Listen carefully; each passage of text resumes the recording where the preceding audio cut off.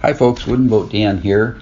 Just wanted to give you a heads up. The podcast you're about to listen to was recorded several years ago, so some of the phone numbers, email addresses, website links, and time-sensitive information are no longer valid. Please keep that in mind as you listen. If you'd like to contact me, my email address is woodenboatdan@gmail.com. Thank you and enjoy the podcast. Welcome to Hooked on Wooden Boats Weekly Podcast Episode number 110.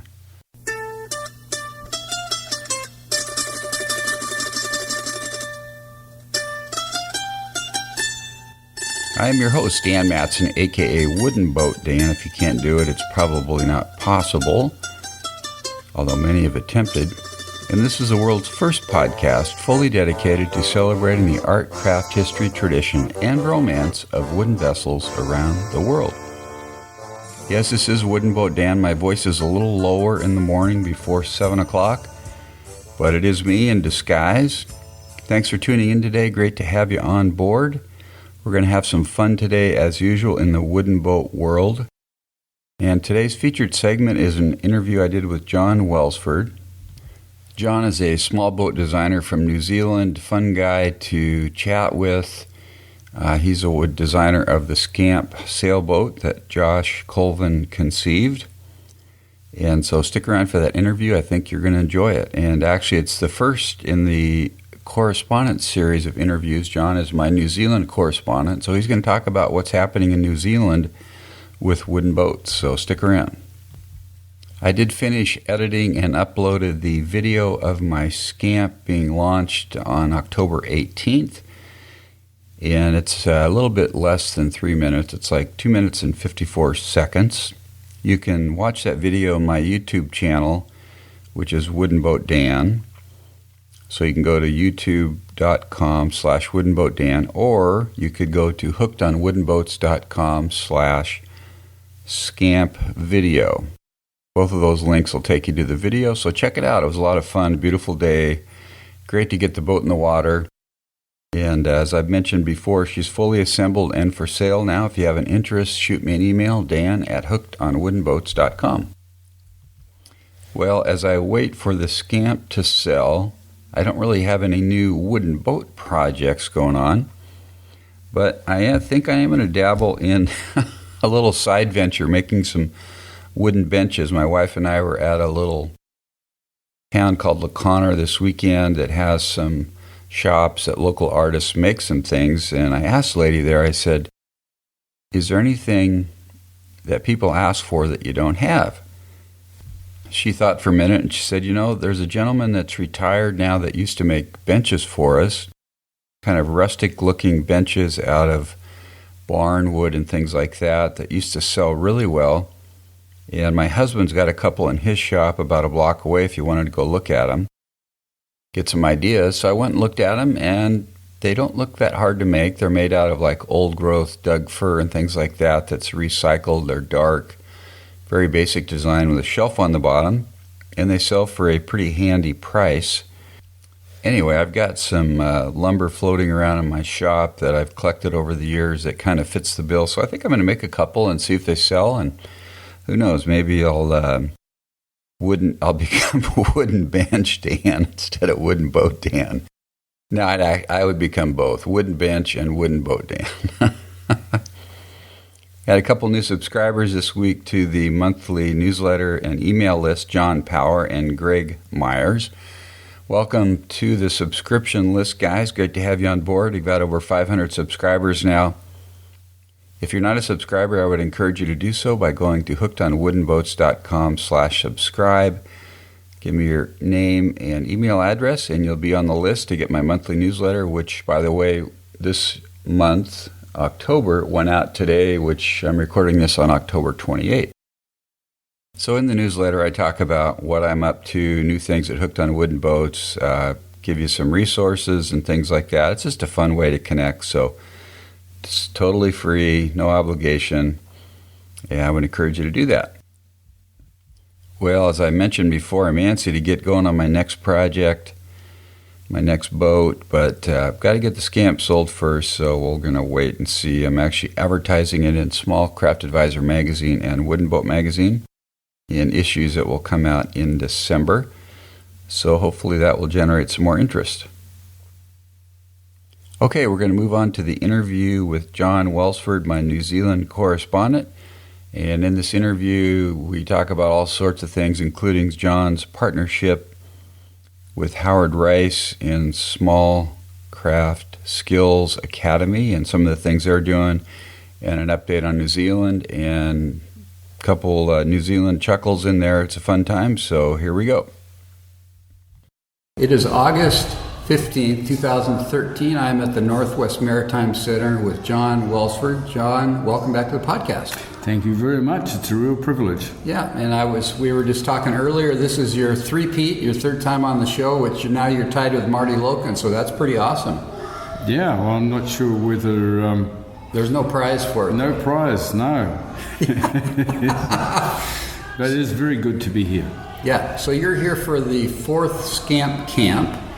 And the SCAMP, of course, is a boat that you designed for Josh Colvin, Small Craft Advisor magazine. And they're building, how many boats are they building here this year? We've got 7 this time, and we've got a couple of people who are here to learn how to build their own, and they'll go home and get going on that. Oh, I see. Okay, so they're kind of helping out, and they won't take a boat home, but they're learning how to build it.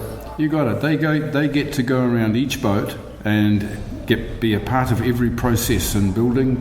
It gives us spare hands, so it's a real advantage for us to have them, and they get a real variety of work. So they'll go home pretty competent. Everything from sharpening their tools right through to doing some of the tricky installation parts. Okay. So are you guys using whetstones down here to sharpen tools, or what are you using? We're using a Norton white aluminium oxide grinding wheel on the bench grinder, and we're using Japanese waterstones for the fine edge. I see. Yeah. And we teach that.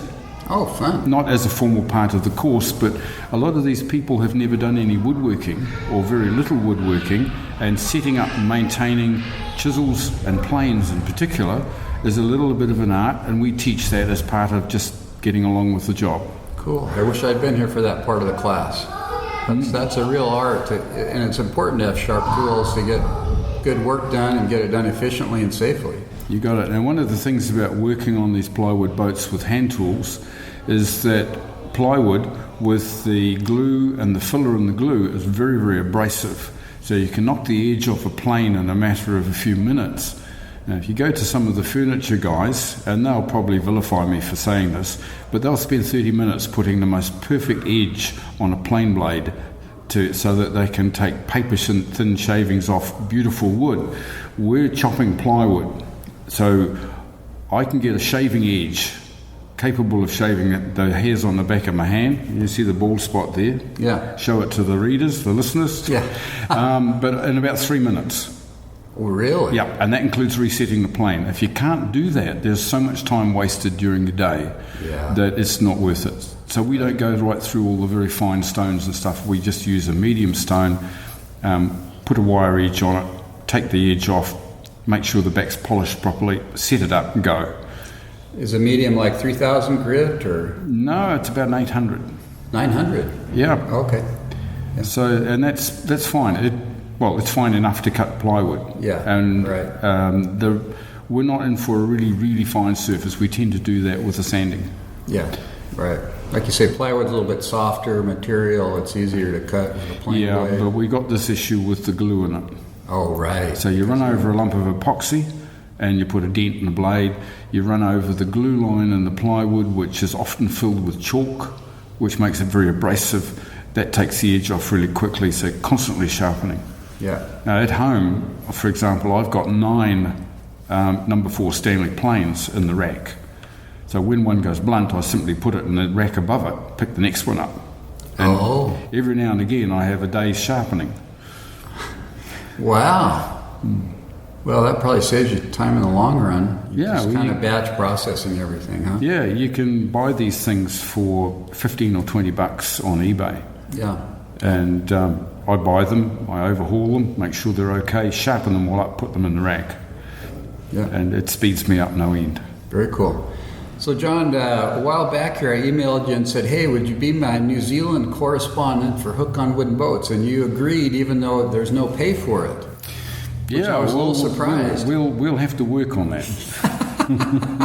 It might cost you a beer here and there. Yeah, it's like a lot of stuff in boat building doesn't pay a whole lot, but it's a lot of fun, right? Yeah, but to be honest, you're gaining a good following with your podcast. Yeah. And for me, I sell boat plans, boat design, as you know, is my main business. Yeah.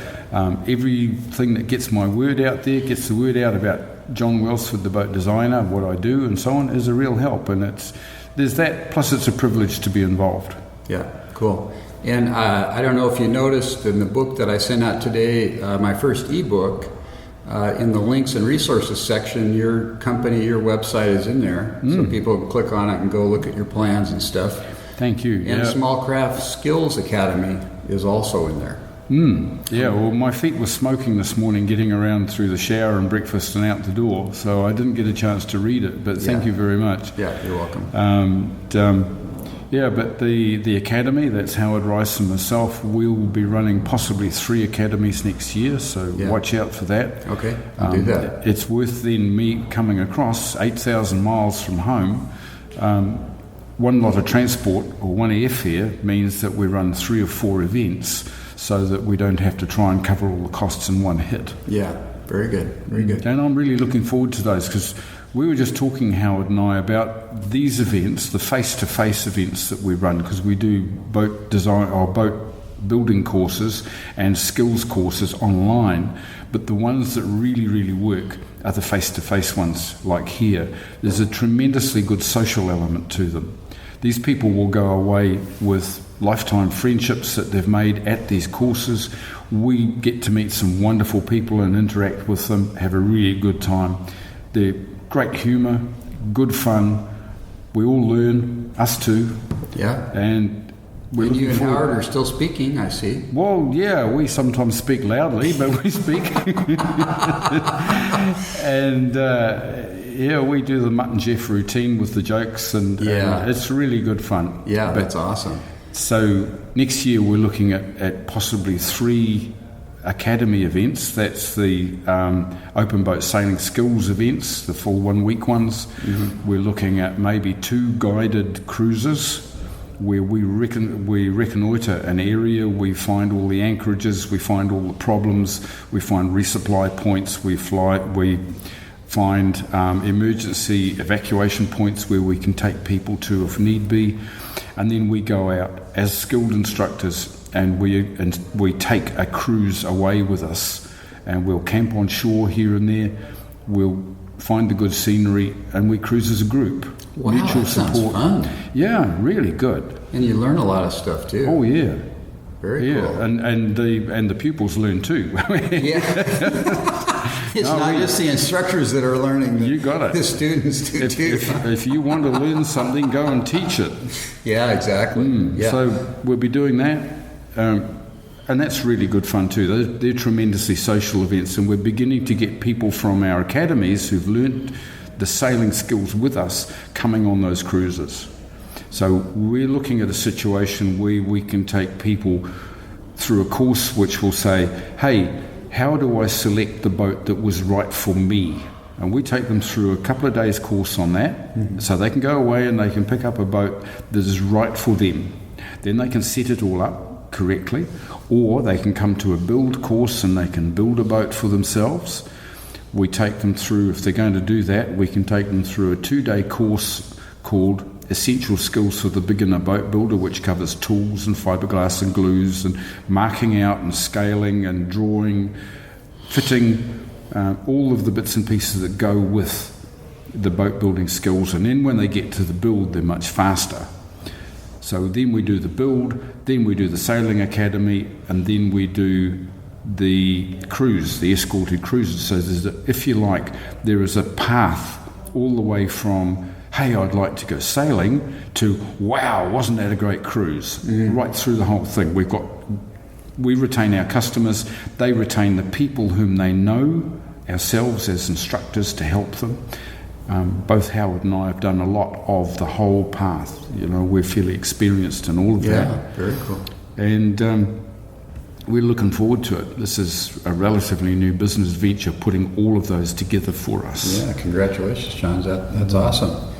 So So tell me what's happening in New Zealand these days with wooden boats, John. Well, there were a lot of people sitting away from wooden boats slightly. There were a lot of people sitting alongside the television watching Team New Zealand flying their AC-72 catamaran at 80 kilometres an hour. Now, I can translate that. That's 50 miles an hour. Right? Wow. In the America's Cup. They tell me that the boat is now a lot faster than it was during the last round. And the Louis Vuitton final against the Italian comes up on Saturday and Sunday and onwards. They're doing pretty well. But it's been a bit disappointing in that there's only really been 3 entrants, one of whom had a major accident, which meant there's only 2 effective challenges against Oracle. And of course, Oracle's been found to be cheating. So it's all up in the air, and it's not as good as we'd like. But it would be very, very good to see the America's Cup back in New Zealand, where it belongs, in spite of its name. But they're not wood, they're all carbon fibre. Right. And on the wooden boat scene, I'm finding that the only growth area in the recreational marine business, much the same as here, is in the small cruising yachts for mature people. Now, these are mostly open boats. They're boats that can be kept in the garage at home. They're boats you can build yourself. They're not big capital investments, but they're capable enough to do a bit of cruising and a bit of day sailing, some fishing, that sort of thing. They're trailer boats. Mm-hmm.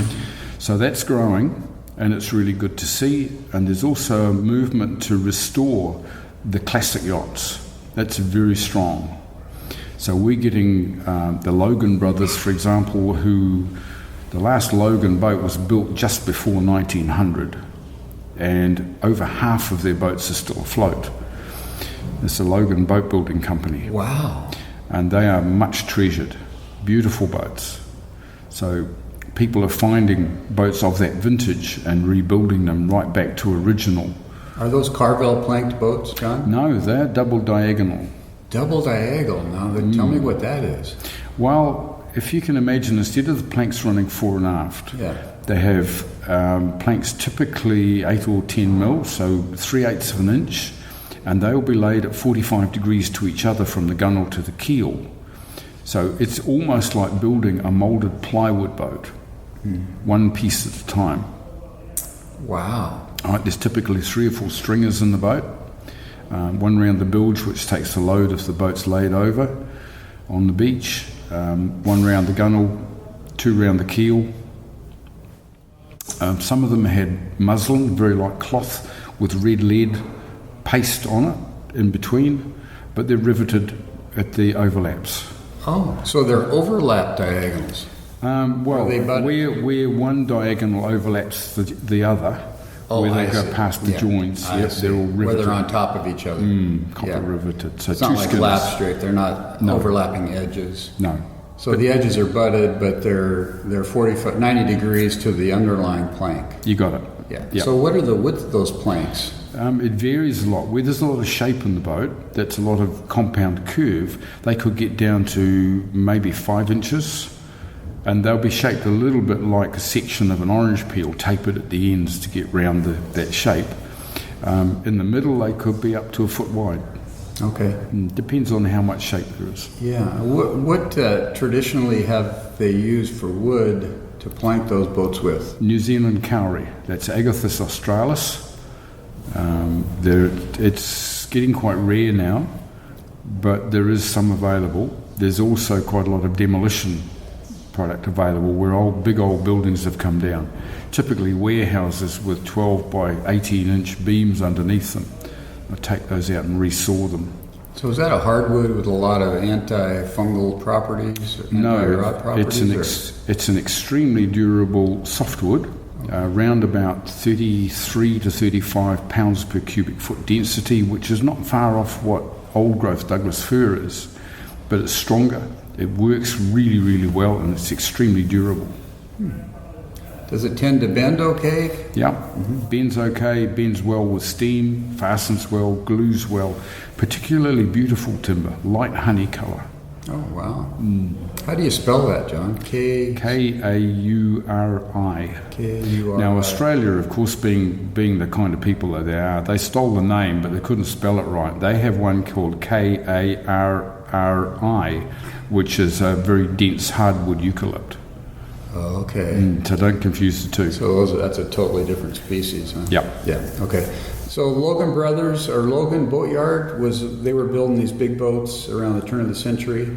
And before, yeah. And now people are rebuilding those, John? Yeah. Yeah, quite a big industry. Is there a hub of where there's more wooden boat activity taking place in New Zealand? If you wanted to see wooden boat activity in New Zealand, go there on the first weekend in March and go to the Auckland Anniversary Regatta, which is on their anniversary weekend, which is a long weekend. Has the largest one-day regatta in the world with over 1,000 boats entered, of which over half will be wooden. And if you want to see the small boats, you go to the Maharangi Regatta on that same weekend on the Saturday, because a large number of the classic boats will be up there, and they have a feeder race which goes down to the regatta in Auckland. So they'll be there racing, and they have beach-based events for small boats, and there can be up to 300 boats at that regatta. Wow. And a lot of those will be wooden boats, huh? Almost all. Oh, wow. Yeah, that's a classic boat regatta. Yeah. Have you been to that, John? Oh, yeah. Yeah, I've donated one of the trophies there. The Master of the Maharangi is for a long-distance rowing race. Now, comparatively, it's a 5-mile race. And for fixed-seat boats. Oh. So no sliding seats, no outriggers. And I generally take my own little boat up there and race in the Te Hapua Trophy, which is for classic boats under 20 feet in length. And which boat do you take up there? I take Spook. And what design is that? Spook is a near replica, 18 feet long, of a South Coast English workboat of a type known as an Itchen ferry. And you can look that up on the internet. It's a workboat, long-keeled, relatively shallow draft, great big gaff rig on it. Mine's got a little cabin and very large sail area. Mine weighs just over 1.25 tons, which for an 18-foot boat is a bit of a lump. Oh my goodness. But they sail extremely well. They were the Toyota pickup of the day in an area of the English coast which is notorious for being really, really rough. So they're superb little seaboats.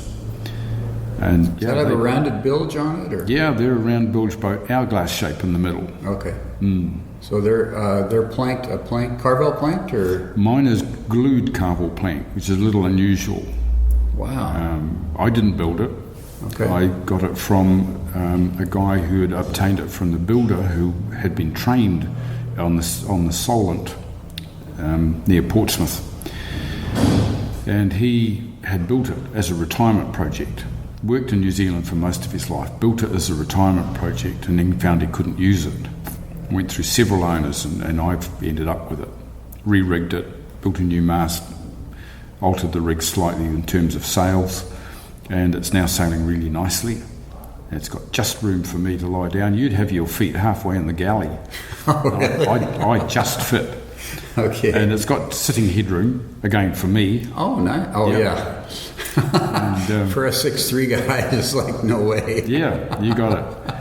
And, so I go away cruising for a week or so at a time in that. Yeah. And it's very, very nice, 1 up. Yeah. And 2 up, it's comfortable enough. So it sounds like the wooden boat activity in New Zealand is on the rise, has been on the rise for a while? Or kind of flat, or? No, well, if you look at the classic yachts, it's doing much better. Okay. There's tremendous work going into restoration of older vessels, classics. There is quite a lot of new wooden boat construction, but New Zealand has always been like that. If you want a new boat, the boat builder will assume that you're going to build a wooden one, unless it's a power catamaran or a super yacht, in which case it's probably going to be aluminium. Of course, you can't get aluminium here. You can only get aluminum, which is a reasonably good substitute, yeah? How did you say that the first time? Aluminium. Aluminium. Well, if you think of all the metals, the exotic metals, they're all something or other inium. That's true. Yeah, except for aluminum, which is the only exception. So, yeah. Really? So people will assume it's going to be a wooden boat unless it's those two designs. Almost all small and medium one-offs are wooden boats. And the typical one will be strip planked out of western red cedar and then fiberglass both sides. So they're really composites. Really? Yeah. Is that the same as composites? Yep. Very similar. Yep. Slightly better. Slightly better. Yeah. A little more robust. Yeah. Wow. Well, that's good to know. So, how far? You live on the North Island, John? We live about an hour and a half south of Auckland. That's the North Island. We sail mostly on the Waitemata Harbour, which is one of the three main harbours of Auckland City. It's the smallest one, but it's much the nicer for the sailing. And there's lots. You go there, there'll be a couple of hundred sails on the harbour almost all the time, every day, winter and all. Yeah. Now, because we're 35 south, whereas here where we are here, I think it's 49 north. Yes, right. So we're a considerably warmer climate. Yeah. And you mentioned the regattas in March, which is kind of the end of your summer time, right? Is that right? Yeah, well, the yacht racing season starts in the winter. Oh, okay. Yeah, people don't go cruising so much in the winter. They go yacht racing. Yeah. And I think I told you before, John, that I've been to New Zealand years ago in 1983. Spent about a month there and toured around. And New Zealand is basically two large islands for the most part. Yep. Is that right? Yeah. Yes. And there's a ferry between the islands. Yep. The ferries are 25,000 tonners. And they take both rail and road as well as passengers. Yeah. The scenery from those ferries is really good. They go through the sounds. The Marlborough Sounds are a series of very narrow glaciated channels. And they honk through there at 18 knots. But the scenery's brilliant. Yeah. It's worth the trip just to go on. If you're in Wellington or Picton, you get on just for the day to go out and back. Right.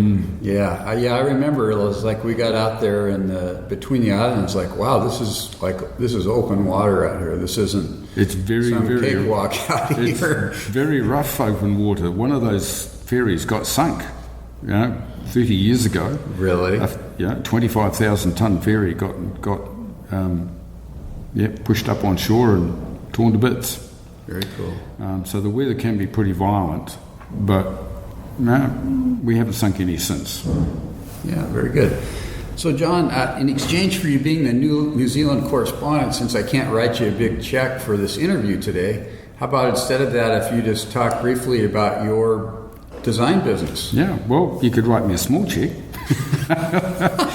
Yeah, well, the design business is, I design a wide variety of boats. I'm best known, though, for small boats, for the home boat builder. That's rowing, sailing. I have some small power boats, working fishing boats designed for the United Nations Fisheries and Agricultural Organisation. These are for relief organisations. Some of them look classic, some of them look modern. I've got performance small sailing boats, a lot of cruising open boats. These are dinghies designed with enough flat space in to sleep two people and designed to be seaworthy enough to operate, say, in the colder waters around here, and it would be no problem to take one of the open boats from here up into the San Juans, for example. They've got that sort of range. The rigs are organised for that sort of cruising so that you can be safe even in heavy weather. They're relatively dry boats. They've got tremendous built-in buoyancy. So I don't like drowning customers. I haven't succeeded yet, and I'm trying hard to avoid it. So that's built into the design work. Yeah. Very cool. And so if somebody wants to look at your designs, John, where can they go on the internet and look at your stuff? They sure can. It's www.jwboatdesigns.co.nz. Okay. Those New Zealand web addresses always throw me off, John. JW Designs. JW Boat Designs. Boatdesigns.co.nz. Yeah. And that'll take you there, and all your plans and boat pictures and everything are there. There's everything there, including a secure credit card system, the whole lot. Okay. Now, I have a distributor here in the USA, So the plans would be sent from here, in Texas, in fact. Okay. And that's much, much faster than mail from New Zealand. And that's Chuck, right? That's Chuck, yeah. Duckworks. Duckworks Magazine, www.duckworksmagazine.com. And he supplies all the boat parts, everything pretty much except the plywood. So can you buy the kits for your boats, John? Some of them, yes. Some of them and we're can. working on that. Okay. It looks like we'll have kits for the majority of the boats sometime in the not too distant future. Okay, and how many different designs are there? 35, I think. Wow. Yeah, all the way from tiny, tiny little tenders that you would tow behind a bigger boat, right through to small, serious ocean-going vessels. And there's one specifically designed for circumnavigation. Oh, really? Yeah. Which boat is that? That's Sundowner. And Okay. if you have a look in an upcoming issue of Wooden Boat Magazine, there's a 4-page report on Sundowner's design. Wow, that's pretty nice. Yeah. I thought you were going to say the SCAMP was the solo circumnavigating boat. No, that's only but through Howard Rice, though. There is, yeah. Well, Howard's building one for an adventure, which is going to be a real eyebrow raiser. Yeah, I know. It's a national secret what he's going to do. Yeah, well, everybody knows it, but we're not supposed to talk about it. I know. Sworn to secrecy, right? That's the one, yes. Yeah, very good. Well, thanks for being on the podcast today, John, on the report from New Zealand, and we'll have you back again in a few months and get an update from you. It looks like I'll be back in April again for another one of these SCAMP camps, right? That's Small Craft Advisor Magazine runs these courses to build your own SCAMP from a kit set.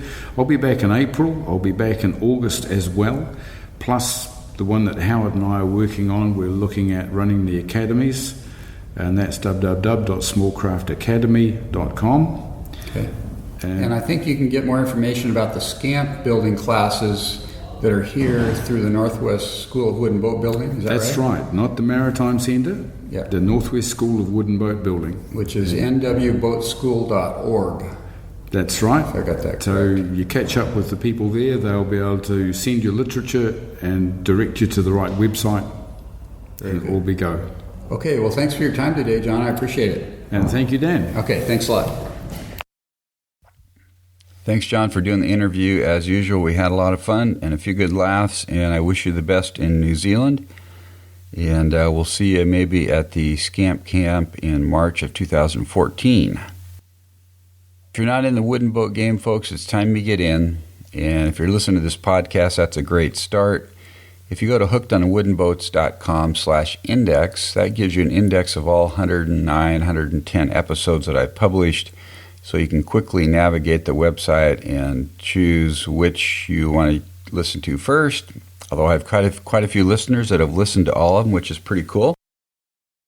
Got an email from one gentleman that just found me like a month or two ago, and he's already listened to all the episodes, so now he said, I only get to listen to one a week because that's all you're doing, but one a week is a good number. November 20th, which is only 3.5 weeks away, something like that, I'll be giving a presentation at the Northwest Maritime Center called Building Your First Wooden Boat, a Primer. And basically I'll be going over my ebook, which is a guide for building your first boat, which you can find at hookedonwoodenboats.com/ebook1. And so I'll be going over the ebook and trying to educate. I don't like the word trying to. I will be educating and inspiring the attendees to go leave the class and build their first boat with confidence, with some planning in hand, and have some fun with it. So I'm really excited about that. As I mentioned before, I'm making some props that I'm going to be able to hand around during class for 6 different methods of boat building. I've got 5 of those done. The 6th one is taking me a little more time. I'm making a little prop of skin-on-frame boat building. So I'm just making a little kind of a cross-section about a foot wide of a kayak that's skin-on-frame construction. I actually went up to Corey Friedman's shop this weekend. He gave me a piece of nylon to use, saw some of his boats and got inspired. But this particular one is going to take me a little bit more time. I've got to cut out a a couple gunnels and couple deck beams and 3 ribs I've got to steam, and then I've got to lash those together, and then I've got to skin it and sew it. So, but I'm going to get her done. It's going to be fun to get to the class and be able to pass these things around. So if you can make it November 20th to Port Townsend from noon to 1:30, that would be cool. Introduce yourself if I don't already know you, and we'll have some fun. Well, that's it for today, folks. Hope you have a great week. Wooden Boat Dan, over and out. Keep the barnacle side down and the bright side up. I got that in reverse that time. Let's do it the other way. Keep the bright side up and the barnacled side down. Have a great week. Wooden Boat Dan, over and out. God bless.